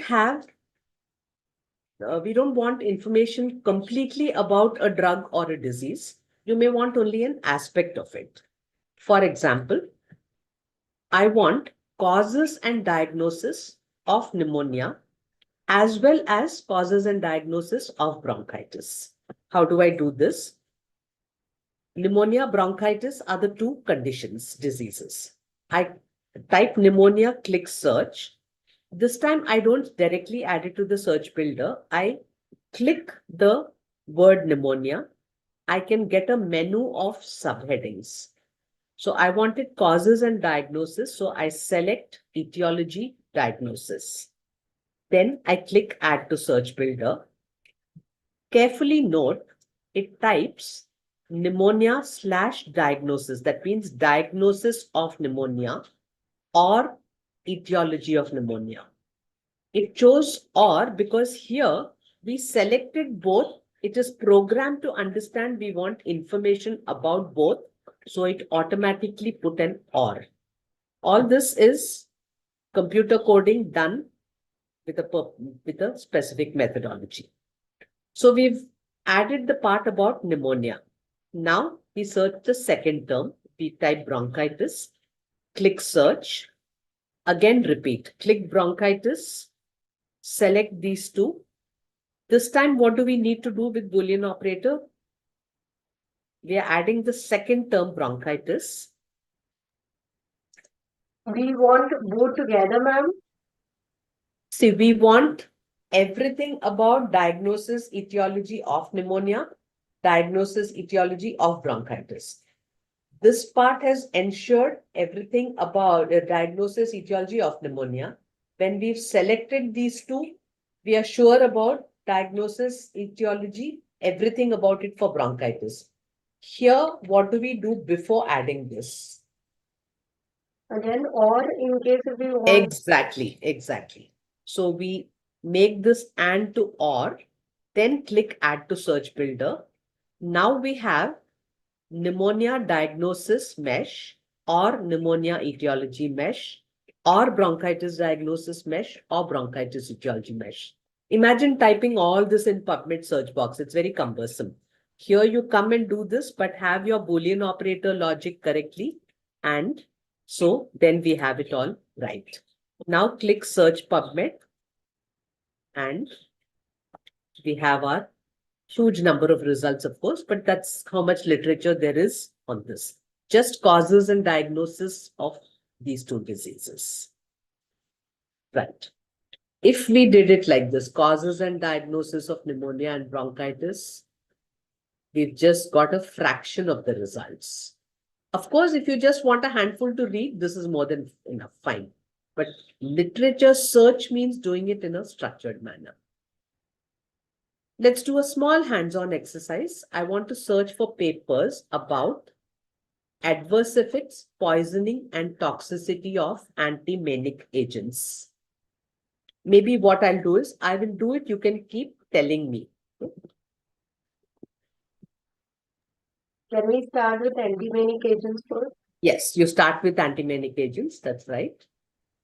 And then we click all three once it comes in the. Let's go to that. So for whoever asked me earlier, I'm going back to the homepage of PubMed.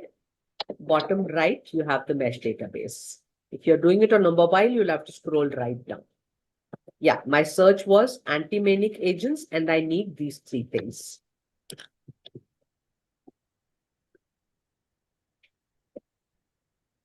First, I will click anti-manic agents.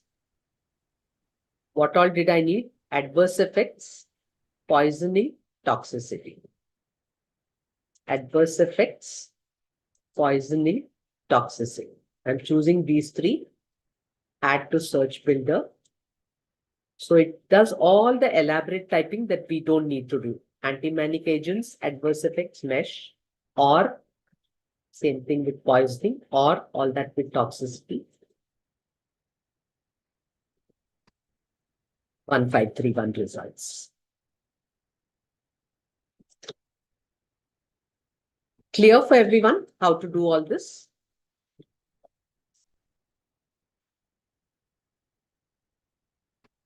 Right.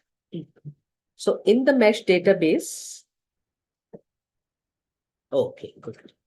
In the mesh database, you can choose more than one subheading aspect.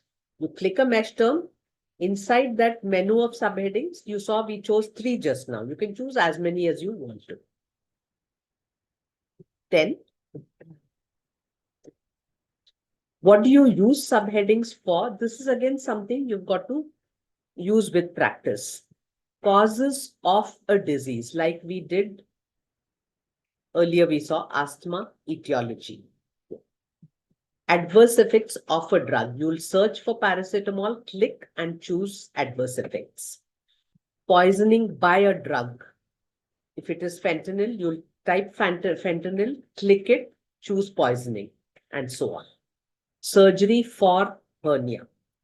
Very often people, when I ask such questions, they'll say causes mesh and asthma mesh. No, causes is not a mesh term by itself.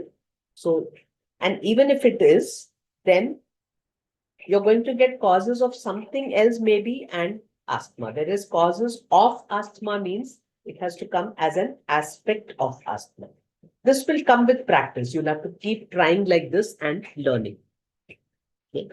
So as far as mesh goes, we'll do a recap. We find the mesh term, add it to the search builder, search PubMed. That's if it's a single term. For 2 or more terms or subheadings, we plan the order correctly and we choose Boolean operators correctly.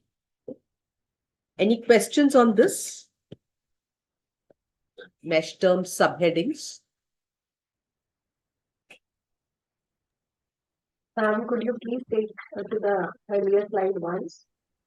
Sorry, please go to what? Only subheading, you know. Only so- subheadings. I'll actually go to the PubMed thing and show it there. Yeah. Yeah. Want to give me any term? Any drug name or something? Drug name, Yeah, just any. cannabidiol. Just spell it out for me, please. ANN. Repeat that or put it in the chat box. That's easier.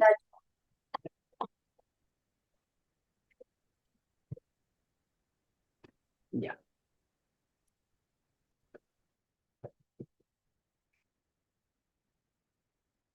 Sorry, I went to the.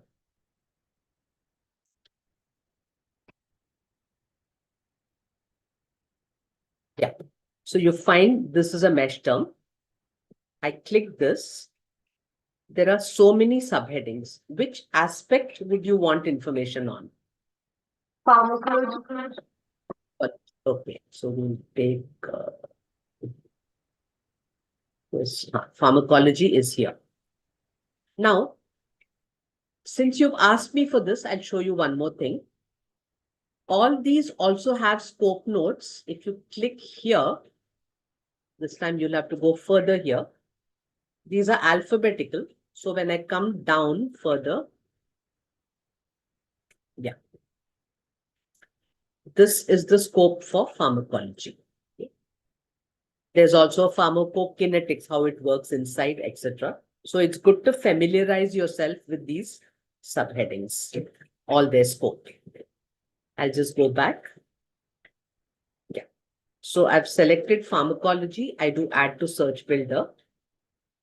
Cannabidiol, pharmacology, mesh. Toxicity. Sorry, you wanted something more? No, it's okay. Yeah. So this is how you do a search. You want to get more subheadings? Select more than that. Okay. Right. Yeah, any other questions, anybody? Okay, then I'll move ahead. The last thing I'd like to show you is very often you might have an incomplete or incorrect reference. How do we? Of course, as long as it's a PubMed item, because we are doing PubMed. Let's say you attended some lecture, the speaker put up this figure and has given this short reference, incomplete. I've pasted the incomplete reference here. We want the full reference. So in PubMed, I had earlier showed you mesh database. Now I'm showing you another link called single citation matcher. When I click this, I get a screen like this. And this is what my incomplete reference is. It's very intuitive. Where do I put Kumar V? Author. Author. Forecasting malaria. Would be title. Title. Title, wonderful. 2014 is date. We don't have the rest of it. We click search. It runs the search the way we did exercises earlier. And we've got one single result here. Why one single result? The possibility of this author in 2014 writing forecasting malaria, maximum 4-5 articles, not millions of them. So one single article. This one happens to be free in the journal and also free in PubMed Central, which is an archive. So you can read it at either place. You want to cite this one in your paper. If you try copying all this, it's going to be a very clunky thing to do the citing. You just have to click cite. So here you get the full citation. You can copy it. Before copying, you want to change the format or you want to download it as RIS to import. Those who know about that, that's an option, right? So you can try verifying this. Maybe again, we'll do it as I did it earlier, which is I'll go to PubMed, single citation matcher. The name of the journal is this, but I'm not going to type this. I'm going to type only the numbers. 2012 is the year. 14 is what? Volume. volume, 763 is page. I'm going to type only those things. 2012, 14 volume, 763 is the page. I'm clicking search. Typing numbers takes no time at all. I've got 4 results. Only one of them is from this journal, which is this one. So I straight away have this ready. If I want to read it, I read the article and then I can click the cite and copy the citation. So anything, if somebody is giving you a paper to review and you sometimes have a thing that 2012 and volume 14, no, it doesn't sound right, because here it will be right, but if they've given it to you, because you know that the journal existed longer or something, then you can always go and verify the reference like this here. Yes. Of course, as I said, only if it is a PubMed result, it will show here. Okay, so all these things could help you save hours of work, which is a big help in research, because you can do your actual research work so much better rather than the time and frustration that you encounter if you do a very long-winded thing. So final recap, 3 types of information resources. We learned about basic learning, research, synthesis. In PubMed, we learned about word search, mesh search, field search, Boolean operators, truncation, and single citation matcher. This much you have to be pretty familiar with, right? I think I'll skip the questions part. I'm going to take 2 minutes to show Zotero. I'll just.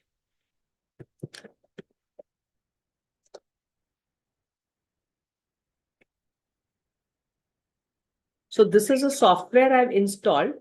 These are all articles that I added during a workshop yesterday in different collections like this. Okay. They can import them from PubMed results. You can add them in different ways. This will need a separate session on its own, but I'm just showing you that if you have all this, what a difference it makes. Let us just assume I'm writing an article.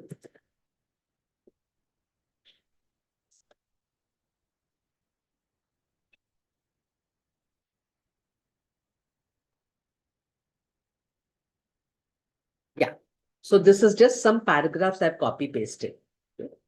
If I want to add the references and all that, what do I have to do?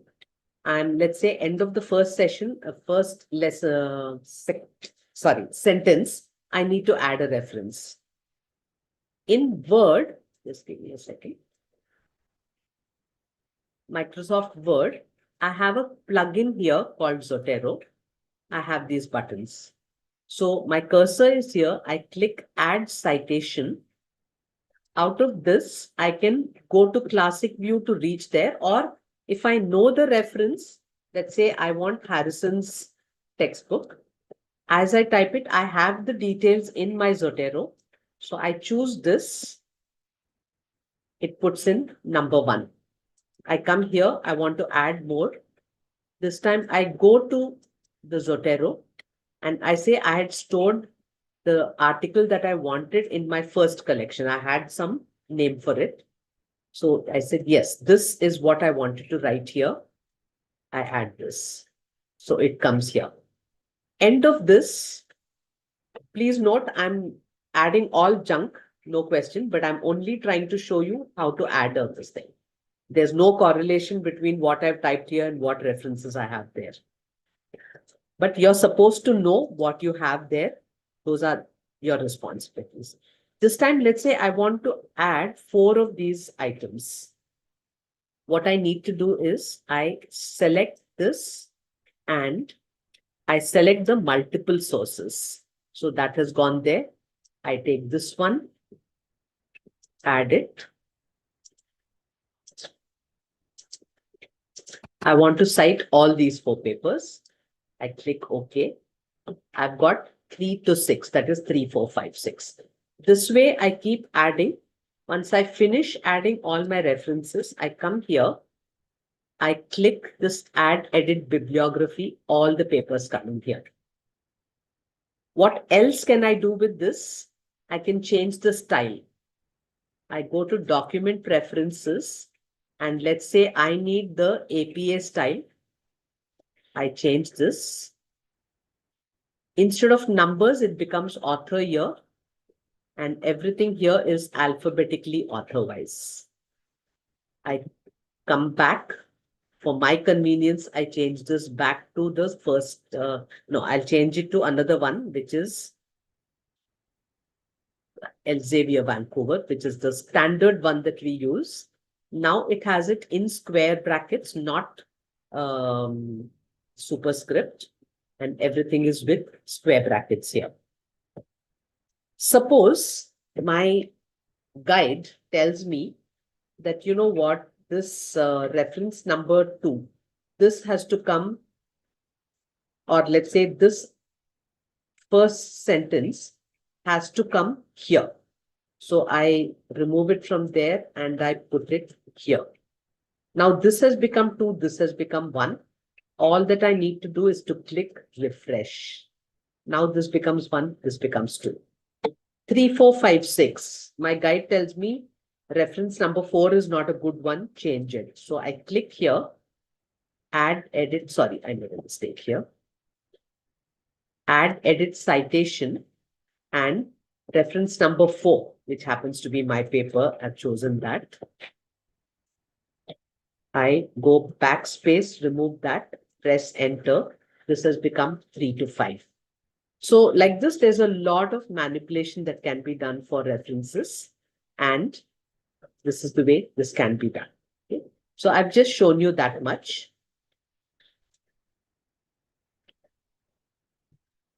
Zotero, you can import PubMed results. You can add a result from a website. There are so many different things that can be done.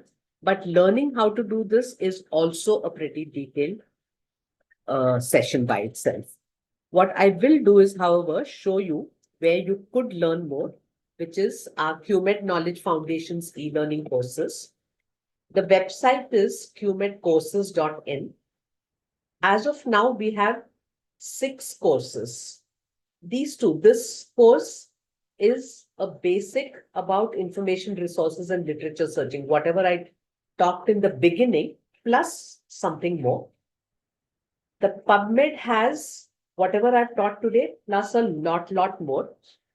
Introduction to referencing is what you should reference, need not reference, things like that. Reference management with Zotero is a full course on Zotero. We earlier used to teach Mendeley for certain reasons, but Mendeley has now come up with a new version, which is not as good as the old version. If you happen to be the user of the old version of Mendeley, here we have a very good tutorial and we have a link to where you can download it again in case you have overwritten it. I'm not sure if it works well enough or not, but the resource is there. This is our latest edition, Advanced PubMed Searching for Authoring Systematic Reviews. So here we go to, if you have a term, which is a mesh term, what are all the possible ways in which an author might have described it? For example, myocardial infarction. One author might say heart attack, one might say heart arrest, one will say cardiac arrest, and so on. We've got to think of every option in order to do a very detailed search. So that's just the tip of the iceberg. There's lots more in this. Plus, there is a library of resources, useful articles, useful websites, etc. So this is QMed's contribution to making a very robust foundations to research, additions to research. Because searching is something that has to be done in the beginning, during your research, and the referencing has to be done properly during medical writing. So the entire gamut of these 2 things we have covered in detail. And we hope this is going to be a very valuable addition to all the other research methodologies that are being taught. We know very well that these 2 are badly under-taught, neglected. And this is our contribution to the country with this e-learning platform. This is how the site looks like. The first 2 courses are free to anybody. They're very short. We have actually made it suitable for undergraduates, and we think it should be taught in the first year of undergraduation. The rest of it comes at a very reasonable what we ask for as a donation from an individual, or an institution pays a proper fee to enable all interested in an institution to learn from it. All the details are available, and you can ask me for it and get back. So there's a small post test that I've given here. I can just share the link in the chat box, or you can scan this and do it. I'd be happy if everyone tries this out. I'll just put the link in. Copy the link in the chat box so that I can even share it with others. Yes, I'm just putting it in. People who are watching it on the YouTube. Yeah. I'm just putting it in.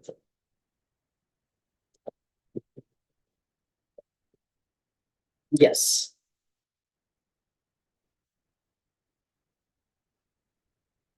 I'm sorry. I'm sorry. There's a small mistake here. I'm just copying that and putting it in again. Yeah, that's the right link.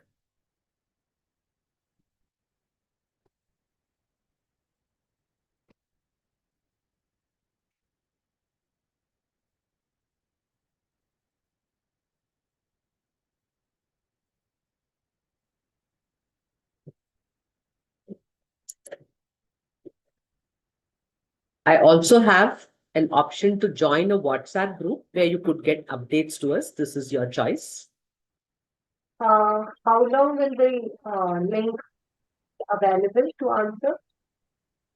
That's open, however long. Yeah, okay, thank you. Yeah.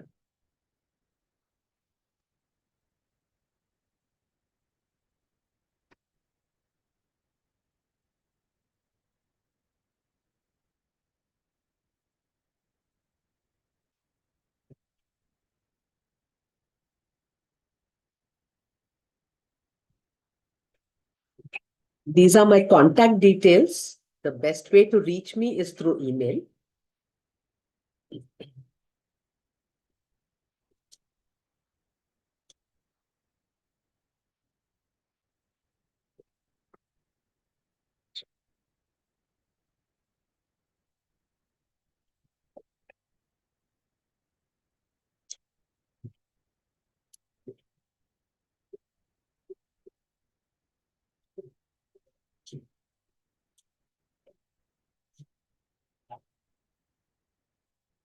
Thank you all for your kind words.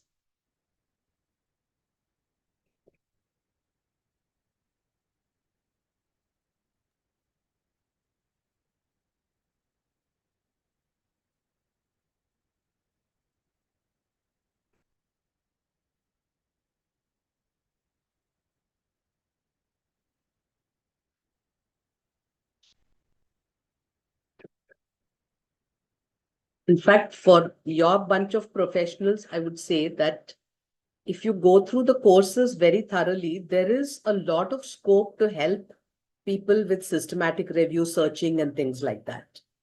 But it means very intense, dedicated learning, because supporting that takes quite a lot of effort. But we need a lot more people in the country for this kind of thing.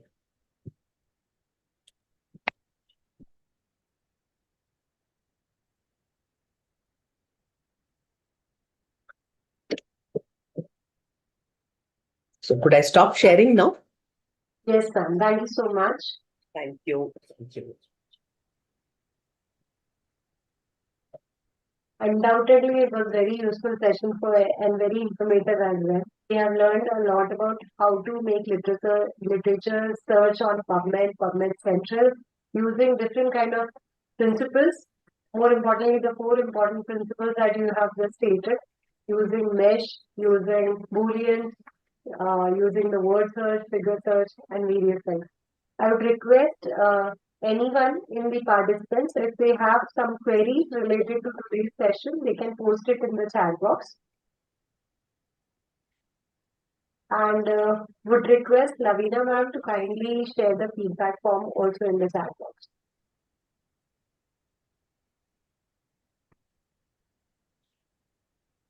Thank you, ma'am. I'll do it on. Okay. I'll request Lavina ma'am to address both of them. Thank you, Payal ma'am. A very good evening to one and all present here. I, Professor Lavina Jain, Coordinator, APTI-MS Women's Forum, on behalf of Women's Forum and Capacity Building Forum, APTI-MS would like to extend our heartfelt gratitude to our distinguished guest of honor, Dr. Vandana Patrawale ma'am, National Convener, APTI Women's Forum, for gracing us with her presence. I would also like to extend my sincere gratitude to our today's esteemed speaker, Dr. Vasumati Sri Ganesh ma'am, for sharing her expertise on referencing for writing research proposals and papers, which will surely help our participants for the same. Ma'am, it was really a treat to hear you, and we are thankful for your invaluable guidance, and we are grateful for your time and efforts. And the hands-on exercise and quiz conducted by you was really amazing, and we appreciate your willingness to share your knowledge and experience with us, and we look forward to the opportunity to coordinate with you again. I would also like to thank all the participants for your enthusiastic participation in this online FDP. Last but not the least, I would also like to thank our office bearers, Dr. Rakesh Somani sir, President, Dr. Swarup Lahoti sir, Dr. Sirit Jain sir, Vice President, Dr. Vivek Redesani sir, Secretary, our organizing team conveners, Dr. Payal Dhande and Dr. Vinita Khanvilkar, and technical staff, Mr. Sanket Bande, for their invaluable support and helping us to make this online FDP a success. I would like to express my gratitude once again for your support and participation. Have a good day. An important announcement to all the participants. All the participants kindly switch on your cameras for a group photo. And please fill the feedback form shared by Payal ma'am till 6 p.m. today without fail to avoid inconvenience. Thank you very much. Participants, all the participants, yeah. Switch on your cameras.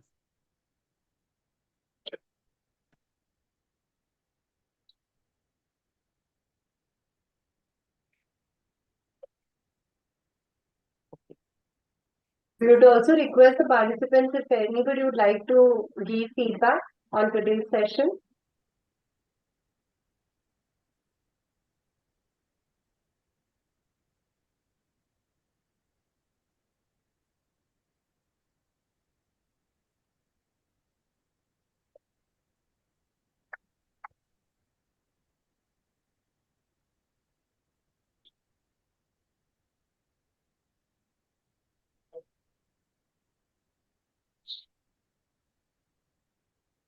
So here we end up with today's session. We'll be having the next session on 23rd November. We would like to have you all again meeting us on the same link. Thank you so much. Regarding the feedback link, yeah, I just want to share. Due to some problem in internet connectivity from my side, okay, I'm not able to get connected to the form. I will just switch off the accepting response. The participants can fill the form till 7 o'clock today. I have already shared the link, no problem. No, the link is shared, but the accepting response, due to internet connectivity, I'm not able to do that. Oh, that's why. Okay, even that is being. People are writing so in the chat. I have link now. Okay. That's working. Okay, 1 minute. participants, you all are having 1 or 2 more hours, like till 7, na? 7 p.m. You all can share. No, just So a minute. I will do it. I'm trying to Okay. connect, but due to this, there is some issue with the big issue. So I'm 1 minute.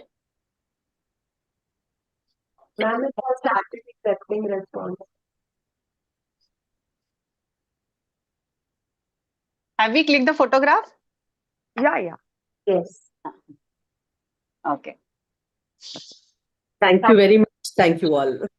Thank you. Thank you, ma'am. Thank you so much. Thank you. Thank you. Okay. For joining us today. Oh. Thank you Thank- all participants. We would now Ah. end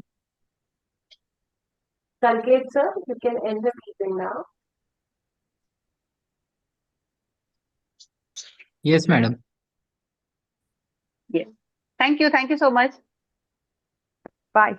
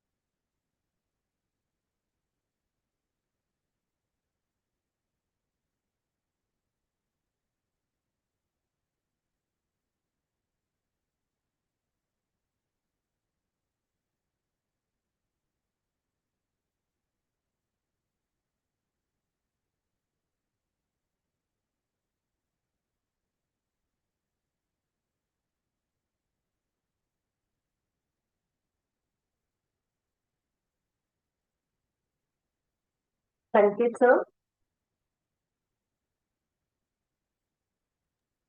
Yes, madam. बोला ना. end the meeting now.